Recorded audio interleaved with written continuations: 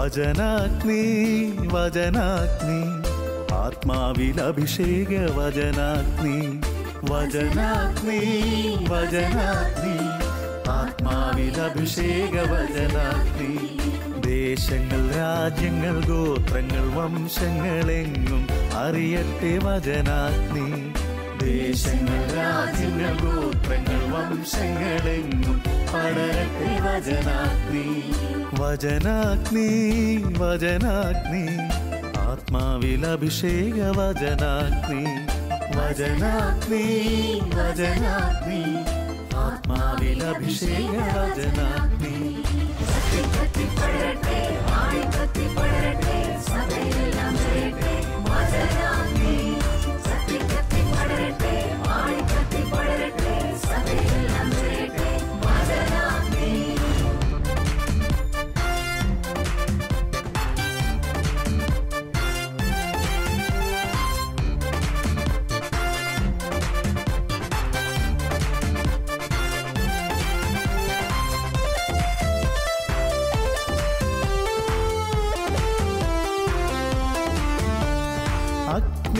അയക്കുന്ന തിരുവചനം അത്ഭുതങ്ങൾ ഉളവാക്കും വചനം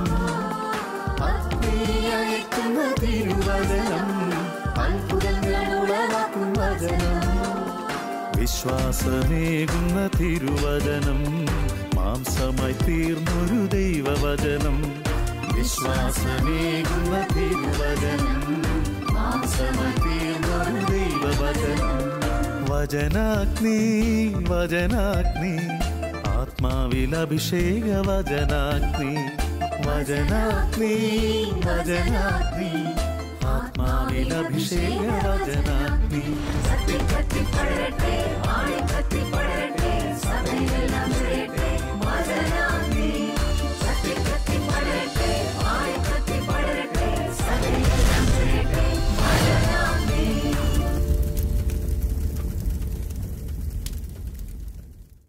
ഹല്ലേലൂയ, പ്രൈസ് ദ ലോർഡ്.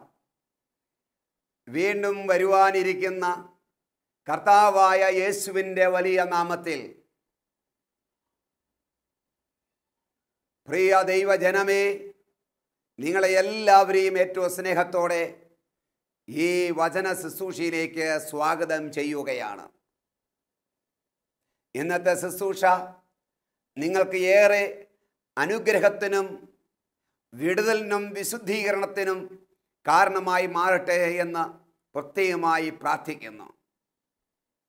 ദൈവവചന ശുശ്രൂഷയ്ക്കായി ഒരുങ്ങുന്നതിന് മുൻപ് നമുക്ക് ഒരു നിമിഷം പ്രാർത്ഥിക്കാം. കർത്താവായ യേശുവേ, ഈ ജനത്തെ ഓരോരുത്തരെയും നിന്റെ കരങ്ങളിലേക്ക് സമർപ്പിക്കുന്നു. ഏറ്റെടുക്കണമേ എന്ന് പ്രാർത്ഥിക്കുന്നു. കർത്താവേ, നീ മനസ്സലിയണമേ. അജ്ഞതയിലും വേദനയിലും കഴിയുന്ന എൻ്റെ മുൻപിലായിരിക്കുന്ന ഓരോ മക്കളെയും നീ തൊടണമേ എന്ന് പ്രാർത്ഥിക്കുന്നു. കർത്താവേ, നിന്നോട് ചേർന്നുള്ള ഒരു ജീവിതം നയിക്കുവാൻ, ഒരു വിശുദ്ധ ജീവിതം നയിക്കുവാൻ, അങ്ങനെ നീ ആഗ്രഹിക്കുന്ന പദ്ധതിയിൽ എത്തിച്ചേരുവാൻ കർത്താവേ, ഇവരെ നീ തൊടണമേ, അനുഗ്രഹിക്കണമേ.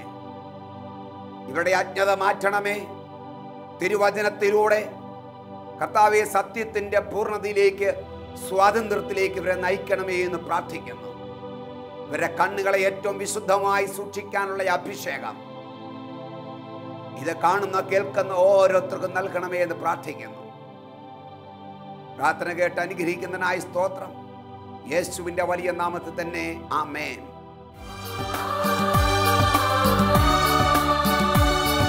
വചനത്തിന്റെ വിത്ത് വിതയ്ക്കാൻ പോകാം, സ്നേഹത്തിന്റെ കതിരുകൾ കൊയ്യാൻ പോകാം. വചനത്തിന്റെ വിത്ത് വിതയ്ക്കാൻ പോകാം, സ്നേഹത്തിന്റെ കതിരുകൾ കൊയ്യാൻ പോകാം. പ്രിയമുള്ളവരെ, ഇന്ന് നമ്മൾ ചിന്തിക്കുന്ന ധ്യാനിക്കുന്ന വിഷയം നമ്മുടെ കണ്ണുകളുമായി നാം ഒരു ഉടമ്പടി ചെയ്യുക എന്നുള്ളതാണ്. എന്തിനാണ് നാം നമ്മുടെ കണ്ണുകളുമായി ഒരു ഉടമ്പടി ചെയ്യുന്നത്.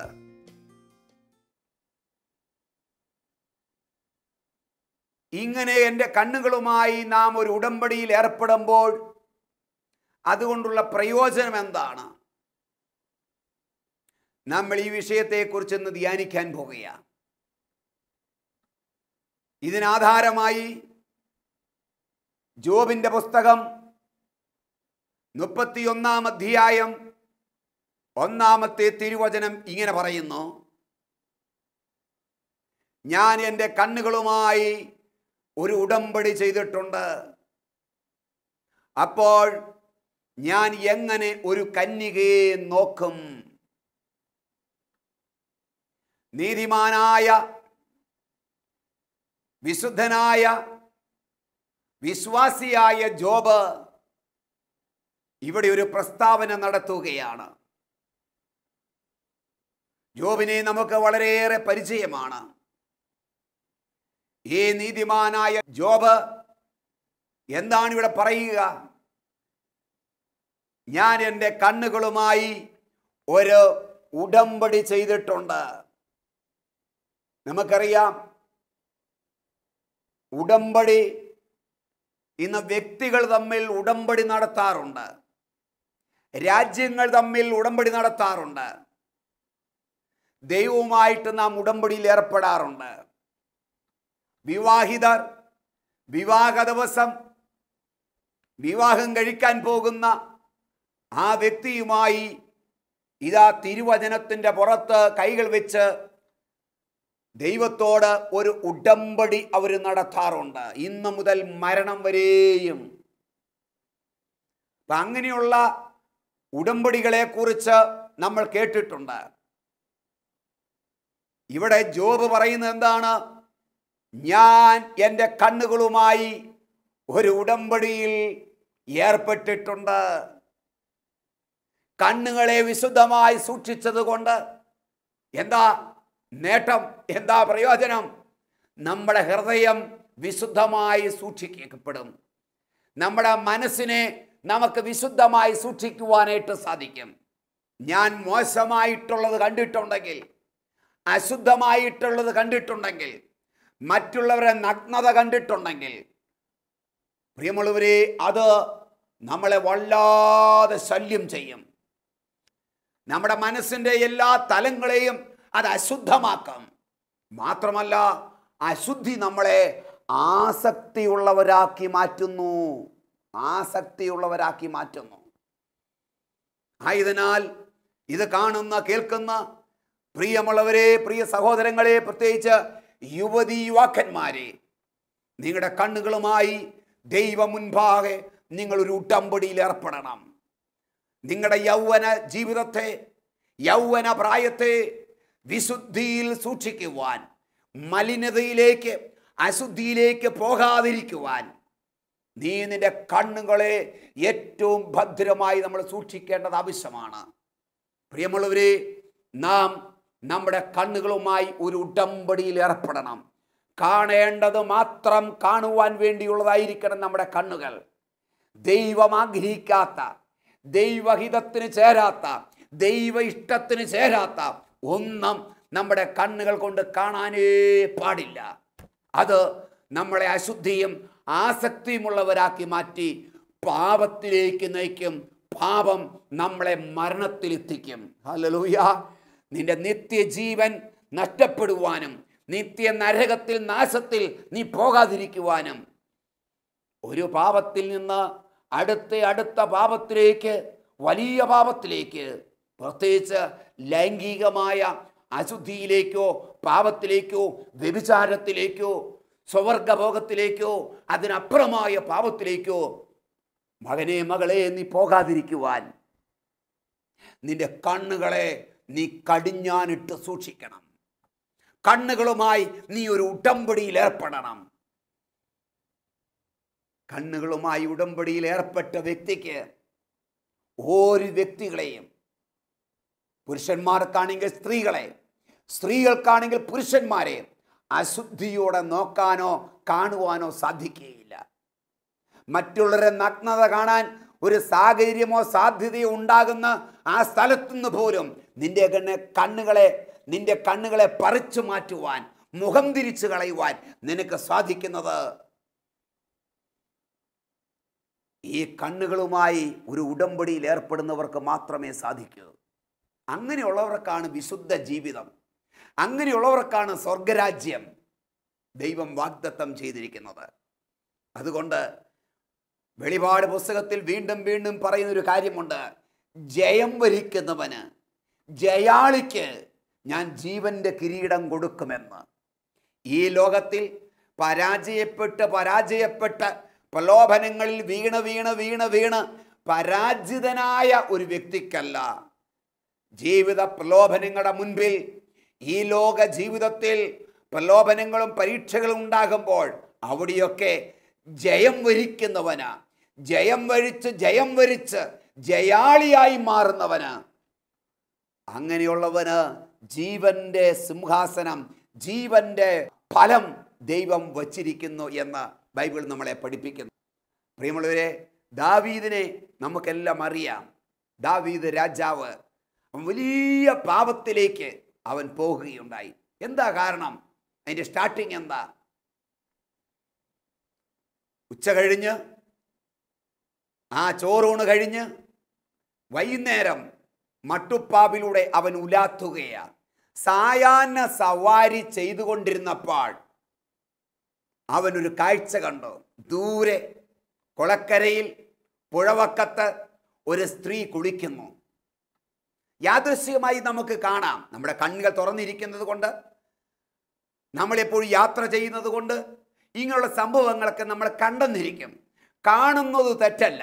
എന്നാൽ ആ കാണുന്ന സംഭവത്തിലേക്ക് വീണ്ടും നോക്കാൻ പോകുന്നത്, നോക്കിയിരിക്കുന്നത്, നോക്കി ആസ്വദിക്കുന്നത്, ഒന്നുകൂടെ കണ്ടാ കൊള്ളാം എന്ന് വിചാരിക്കുന്നത്, അതാണ് പാപം, അതാണ് തെറ്റ്.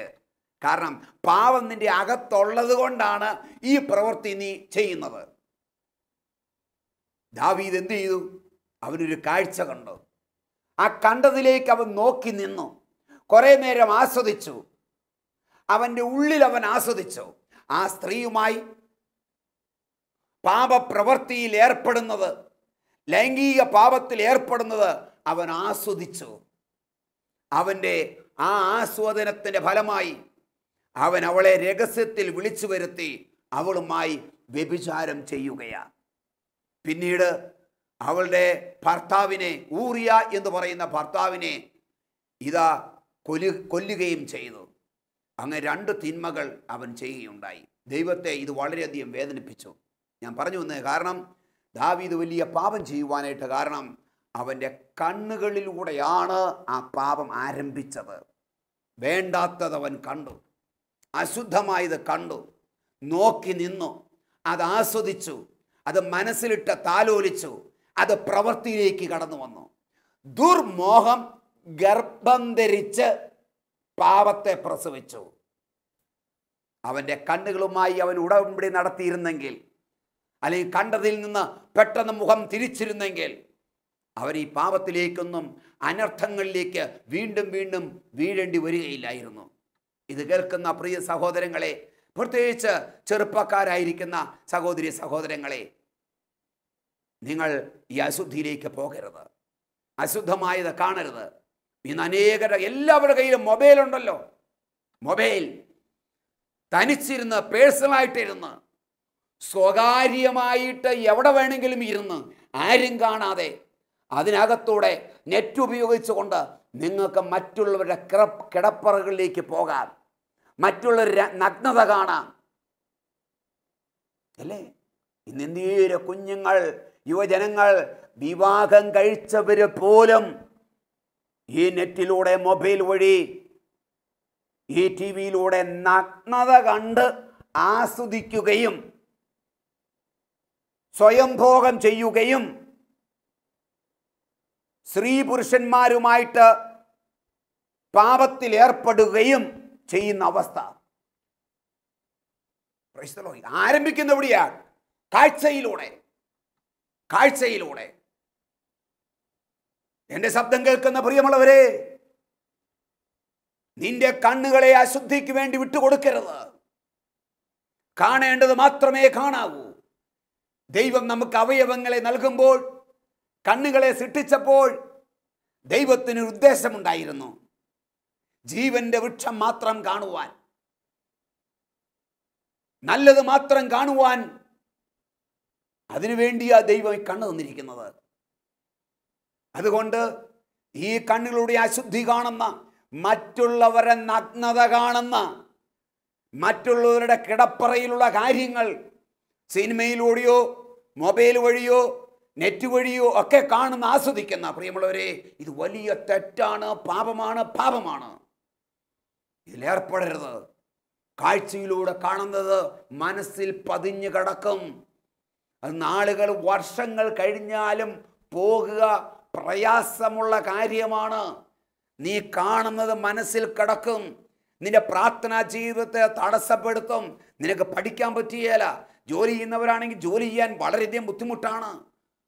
പള്ളിയിൽ ചെന്നാലും, ധ്യാന സ്ഥലത്ത് ചെന്നാലും, കുടുംബ പ്രാർത്ഥന സമയത്തായാലും, ബൈബിൾ തുറന്നാലും, നിന്റെ ഓരോ കാര്യങ്ങളിലും നിനക്ക് ഈ കണ്ട കാര്യം നിന്റെ മനസ്സിലോട്ട് തികട്ടി അല്ലേ, തികട്ടി പുറത്തോട്ട് വരികയാണ്, ബോധ മനസ്സിലോട്ട് വരികയാണ്. കണ്ട കാര്യം അത് നിന്നെ അസ്വസ്ഥമാക്കുന്നു, നിന്നെ പാപം ചെയ്യാൻ നിന്നെ പ്രേരിപ്പിക്കുന്നു. അതുകൊണ്ട് പ്രിയമുള്ളവരെ, ഈ പാപത്തിൽ നിന്ന് നമുക്ക് ഒഴിഞ്ഞു നിൽക്കാം, ഈ അശുദ്ധിയിൽ നിന്ന് ഒഴിഞ്ഞു നിൽക്കാം. സങ്കീർത്തകൻ അതുകൊണ്ടാണ് ദാവീദ് പറഞ്ഞത് 25-ാം അധ്യായം 15-ാമത്തെ തിരുവചനത്തിൽ, എൻ്റെ കണ്ണുകൾ ഇതാ സദാസമയവും കർത്താവിലേക്ക് തിരിഞ്ഞിരിക്കുന്നു. നിങ്ങളുടെ കണ്ണുകളെ കർത്താവിലേക്ക് തിരിച്ചു വെച്ചാൽ, ഒരു ക്യാമറ എങ്ങോട്ട് തിരിച്ചു വെക്കുന്നു അവിടെയുള്ളതാണ് ക്യാമറ ഒപ്പിയെടുക്കുന്നത്. അതിൻ്റെ ഹാർഡ് ഡിസ്കിൽ അത് പതിയുന്നത് അതാണ്, അല്ലെങ്കിൽ മെമ്മറി കാർഡിൽ അതാണ് പതിയുന്നത്. ഇതുപോലെ നിങ്ങളുടെ കണ്ണുകൾ നിങ്ങൾ എങ്ങോട്ടാണ് തിരിച്ചു വെക്കുന്നത് അവിടെയുള്ളത് നിങ്ങളുടെ മനസ്സിൽ പതിയും, ഹൃദയത്തിൽ അത് പതിയപ്പെടും. നീ ദൈവത്തിലേക്ക് സദാസമയവും, വിശുദ്ധിയിലേക്ക്, ദൈവത്തിലേക്ക്, തിരുവചനത്തിലേക്ക്, അഭിഷേകത്തിലേക്ക് നിന്റെ കണ്ണുകളെ തിരിച്ചു വെച്ചാൽ അതായിരിക്കും നിങ്ങളുടെ ഹൃദയത്തിൽ പതിയുന്നത്. അത് നിങ്ങളെ അഭിഷേകമുള്ളവരാക്കി, വിശുദ്ധരാക്കി മാറ്റും. AD 453 ജനിച്ച ബ്രിജിത്ത എന്ന പേരുള്ള ഒരു പെൺകുട്ടി, അവൾ അതീവ സുന്ദരിയായിരുന്നു. അവൾ തൻ്റെ ചെറുപ്രായത്തിലേക്ക് വളർന്നു വന്നു, യൗവന പ്രായത്തിലേക്ക് കടന്നു വന്നു. അവൾ ആ ദേശത്തുള്ളതിൽ അതീവ സുന്ദരിയായിരുന്നു, മിടുക്കിയായിരുന്നു. അതുകൊണ്ട് തന്നെ നാട്ടുകാർ മുഴുവൻ ഇവളെ നോക്കും.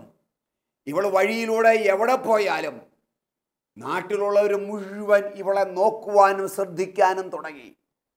അത് അശുദ്ധി കൊണ്ടോ തെറ്റായ ഒരു കാഴ്ചപ്പാട് കൂടിയല്ല, അവളെ സൗന്ദര്യം കണ്ട് മാത്രം. ഇത് ഇവക്കൊരു അസഹ്യമായി തീർന്നു. നാട്ടുകാർ മുഴുവൻ തന്നെ നോക്കിക്കൊണ്ട് നിൽക്കുന്നത് അത് ഇവക്ക് ഭയങ്കര വിഷമമുണ്ടാക്കി, അസ്വസ്ഥതയായി മാറി. ഇവള് ദൈവത്തോട് പറഞ്ഞു, ദൈവമേ, എൻ്റെ യേശുവേ, ഇതാ എൻ്റെ കണ്ണുകളെ അല്ലെങ്കിൽ എൻ്റെ മുഖം നീ വികൃതമാക്കണം. എനിക്ക് ഇത്രയും സൗന്ദര്യം വേണ്ട. ഞാൻ നിൻ്റേതാ, നീ എൻ്റേതാ. നീ ആസ്വദിച്ചാൽ മതി എൻ്റെ സൗന്ദര്യം. എനിക്ക് സൗന്ദര്യം ഉണ്ടായാലെന്നാ ഇല്ലേലെന്നാ, ഞാൻ നിനക്കുള്ളതാ, നീ എൻ്റേതല്ലേ. അതുകൊണ്ട് എനിക്ക് ഇത്രയും സൗന്ദര്യം വേണ്ട. നാട്ടുകാർ മുഴുവൻ എന്നെ നോക്കുന്നു, എനിക്കത് അസ്വസ്ഥതയാണ്. എൻ്റെ യേശുവേ, നിൻ്റെ മുൻപിൽ ഞാനായിരുന്നാൽ മതി, നീ എന്നെ നോക്കിയിരുന്നാൽ മതി, നീ എൻ്റെ കണ്ണുകൾ നിന്നെ കണ്ടാൽ മതി. ഇവളുടെ നിരന്തരമായ പ്രാർത്ഥന കാരണം പ്രിയമുള്ളവരെ, നാളുകൾ കഴിഞ്ഞപ്പോൾ ഇവളുടെ മുഖം വികൃതമാകാൻ തുടങ്ങി. കണ്ണിനും മുഖത്തിനെല്ലാം പുണ്ണ് പിടിച്ച് അവളുടെ ഒരു കണ്ണ് പുറത്തേക്ക് തള്ളി വന്ന് ആ കണ്ണ് പുണ്ണ് പിടിച്ച് പഴുത്ത് വികൃതമായി, അതിനനുസരിച്ച് മുഖവും. ഇത് കണ്ടു കഴിഞ്ഞപ്പോൾ ഈ ബ്രിജിത്ത അതിലെങ്ങാനും വഴിയിലൂടെ വന്നാൽ ഇത് കാണുന്നവര് പെട്ടെന്ന് മുഖം മറച്ചു കളയും. നോക്കാതെ അവർക്ക് അറപ്പായി മാറി, നാട്ടുകാർക്ക് മുഖം മറച്ചു കളയും. ഇത് കാണുമ്പോൾ ബിജിത്തായിക്ക് ഭയങ്കര സന്തോഷം. അവൾ ദൈവത്തെ സ്തുതിക്കാൻ തുടങ്ങി. ദൈവമേ നന്ദി, ദൈവമേ നീ എൻ്റെ പ്രാർത്ഥന കേട്ടല്ലോ. നാട്ടുകാരും എന്നെ നോക്കുന്നില്ല, അതുകൊണ്ട് എനിക്ക് വഴിയിലൂടെ ചൊവ്വേ നേരെ തല ഉയർത്തി നടക്കാം. നീ എന്നെ കാണുന്നുണ്ടല്ലോ, നിന്റെ മുമ്പിൽ ഞാൻ സുന്ദരിയായിരുന്നാ മതി. പ്രൈസ് ദ ലോർഡ്, ഹല്ലേലൂയ പറഞ്ഞ് അവൾ ദൈവത്തെ സ്തുതിക്കാൻ തുടങ്ങി. നാളുകൾ കഴിഞ്ഞപ്പോൾ പ്രിയമുള്ളവരെ, അവൾ സന്യാസ ജീവിതത്തിലേക്ക് പ്രവേശിക്കുവാൻ അവൾ ആഗ്രഹിച്ചു. അവളുടെ പരിശീലന കാലഘട്ടങ്ങളെല്ലാം കഴിഞ്ഞു.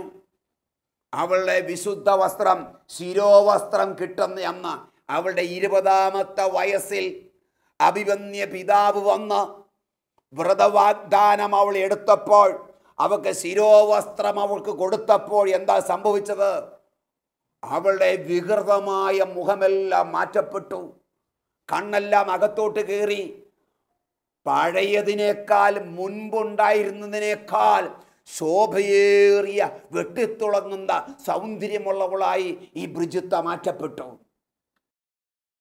ഇത് കണ്ട ആ നാട്ടിലുള്ള ദേശത്തുള്ള എല്ലാ അമ്മമാരും ഈ ബ്രിജിത്ത ചേർന്ന സന്യാസ സഭയിൽ തങ്ങളുടെ മക്കളെയെല്ലാം ഇതാ സന്യാസ ജീവിതത്തിന് വേണ്ടി സമർപ്പിച്ചു. Price the lord, hallelujah. എത്രയും വലിയ അത്ഭുതം പ്രിയമുള്ളവരെ. സഭ ഇവളെ വിശുദ്ധിയായി പ്രഖ്യാപിച്ചു. വിശുദ്ധ ബ്രിജിത്ത. ഇന്ന് ജീവിക്കുന്ന, ഇന്ന് എൻ്റെ മുമ്പിൽ അയക്കുന്ന, നമ്മുടെ ദേശത്ത് ഈ കാലഘട്ടത്തിൽ കഴിയുന്ന ഓരോ ചെറുപ്പക്കാർക്കും ചെറുപ്പക്കാരികൾക്കും ഇവളൊരു മാതൃകയാണ്. തൻ്റെ ശരീരത്തെ ലോകത്തിന് പ്രദർശിപ്പിക്കാതെ, ലോകത്തിന് ഒരു പ്രദർശന വസ്തുവാക്കി മാറ്റാതെ, ദൈവം കാണുവാൻ തക്ക വിധം അച്ചടക്കമുള്ള ശരീര ഉള്ളവളായി വസ്ത്രധാരണം നടത്തിക്കൊണ്ട് വിശുദ്ധി ജീവിച്ച ബ്രിജിത്ത ഈ കാലഘട്ടത്തിന് ഒരു മാതൃകയാണ്. ഇത് കേൾക്കുന്ന പ്രിയ യുവാവേ, യുവതികളെ, നിങ്ങളുടെ ശരീരത്തെ വിശുദ്ധമായി പരിശുദ്ധമായി നിങ്ങൾ കാത്തു സൂക്ഷിക്കുക യേശു എന്ന മണവാളന്. Praise the lord, hallelujah. എന്തായാലും നിങ്ങളുടെ കണ്ണുകളെ നിങ്ങൾ വിശുദ്ധമായി സൂക്ഷിക്കുക. അശുദ്ധമായതൊന്നും കാണരുത്. വിശുദ്ധിയോടെ കാണാൻ നമ്മൾ ശ്രമിക്കുക. ഇതിനായി നിങ്ങളുടെ ജീവിതം, നിങ്ങളുടെ കണ്ണുകളുമായി നിങ്ങൾ ഉടമ്പടിയിൽ ഏർപ്പെടാൻ തയ്യാറാണെങ്കിൽ ദൈവം നിങ്ങളെ അനുഗ്രഹിക്കും. അന്ന് മുതൽ വിശുദ്ധമായത് കാണാനും വായിക്കാനും ചിന്തിക്കാനും ഒക്കെ നമുക്ക് സാധിക്കും. ഈ ഒരു അഭിഷേകം, കർത്താവേ എനിക്കും ഒരു വിശുദ്ധയായി മാറണം, എനിക്കൊരു വിശുദ്ധനായി മാറണം. ഏത് അന്തസ്സിലൂടെ പോയാലും, ഏത് ജീവിത സാഹചര്യങ്ങളിലൂടെ പോയാലും വിശുദ്ധമായത് മാത്രം കാണുവാൻ, മറ്റുള്ളവരുടെ നഗ്നത കാണാൻ തക്കവിധം സാഹചര്യം എൻ്റെ മുൻപിൽ ഉണ്ടായാൽ പോലും അതിൽ നിന്ന് മുഖം തിരിച്ച് നിന്നെ കാണുവാൻ തക്കവിധം വിശുദ്ധിയുള്ളവനായി, വിശുദ്ധിയുള്ളവളാക്കി എന്നെ മാറ്റണമേ എന്ന് നമുക്ക് പ്രാർത്ഥിക്കാം.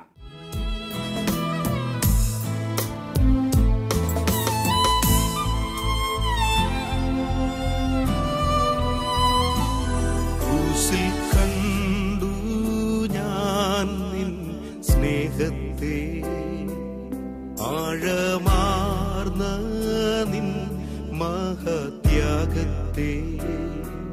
ക്രൂശിൽ കണ്ടു ഞാൻ നിൻ സ്നേഹത്തെ.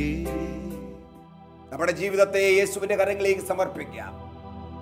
പ്രിയ യുവതി യുവാക്കന്മാരെ, പ്രിയ സഹോദരി സഹോദരങ്ങളെ, വിവാഹിതരെ, നിങ്ങളുടെ ജീവിതത്തെ യേശുവിനെ ഏൽപ്പിച്ചു കൊടുക്കുക. ഇനി ഈ കണ്ണുകൾ കൊണ്ട് ചീത്തയായ ഒന്നും തന്നെ കാണുകയില്ല എന്ന് തീരുമാനമെടുക്കുക. ചുമ്മാ സിനിമ കണ്ട് ഈ എൻ്റെ സമയം എൻ്റെ കണ്ണുകളെ ഞാൻ അശുദ്ധമായിട്ട് ഉപയോഗിക്കുകയില്ല, നഗ്നത കണ്ട് ഞാൻ ഉപയോഗിക്കാനും തീരുമാനമെടുക്കുക. എൻ്റെ കണ്ണുകളെ ഞാൻ വിശുദ്ധമായി ഞാൻ സൂക്ഷിക്കും എന്ന തീരുമാനമെടുത്ത എല്ലാ മക്കളും ഈശോയുടെ കരങ്ങളിലേക്ക് നിങ്ങളെ തന്നെ സമർപ്പിച്ചുകൊണ്ട് സ്തുതിച്ചു പ്രാർത്ഥിക്കുക. Hallelujah, hallelujah, hallelujah, hallelujah. കർത്താവേ, ഇങ്ങനെ തീരുമാനമെടുത്ത ഓരോ മക്കളുടെ മേലും നിന്റെ അഭിഷേകം വ്യാപരിക്കട്ടെ. ഇവരുടെ കണ്ണുകൾ വിശുദ്ധീകരിക്കപ്പെടട്ടെ. കണ്ണുകളിൽ വന്ന എല്ലാ അശുദ്ധികളും മാറിപ്പോകട്ടെ. എല്ലാ അശുദ്ധികളും ആസക്തികളും വിട്ടുമാറട്ടെ.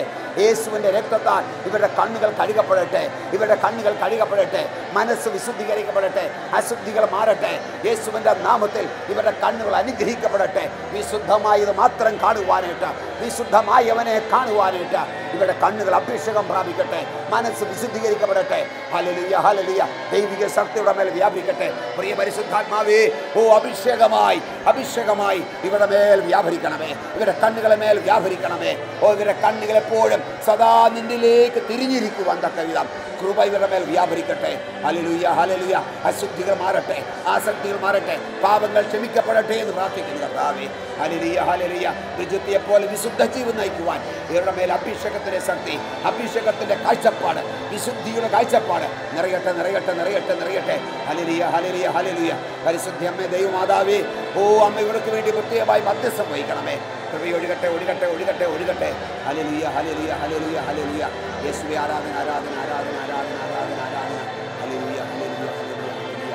പ്രാർത്ഥനകർത്തനായി സ്തോത്രം കർത്താവേ, യേശുവിന്റെ നാമത്തിൽ തന്നെ amen. Praise the lord. Hallelujah. ദൈവം നിങ്ങളെ സമൃദ്ധമായി അനുഗ്രഹിക്കട്ടെ. ആമേൻ.